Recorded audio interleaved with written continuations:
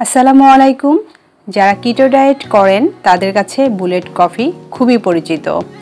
Doctor Jahangir স্যারের নিয়ম অনুসারে আজকে আমি বুলেট কফির রেসিপিটা দেখাবো।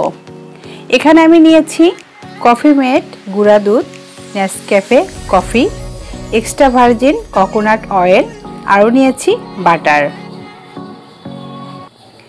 একটি কাপে নিয়ে নিচ্ছি 1 চা চামচ বাটার, দিয়ে দিচ্ছি 1 চা চামচ কফি,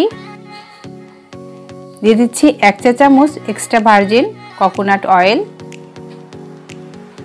দিয়ে দিব গরম পানি,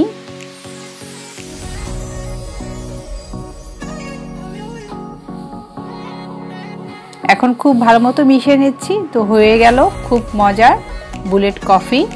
এখানে যারা দুধ কফি খেতে চান তারা 1 চা চামচ গুঁড়া দুধ মিশিয়ে নেবেন। আমি এখানে 1 চা চামচ গুঁড়া দুধ মিশিয়ে নিচ্ছি। ব্যাস তৈরি হয়ে গেল বুলেট কফি। বুলেট কফি খেলে দীর্ঘ সময় ক্ষুধা লাগে না। আপনারা যারা ডায়েট করছেন তারা অনেক সময় খাবার থেকে বিরত থাকতে পারবেন। আশা করছি রেসিপিটা ভালো লেগেছে।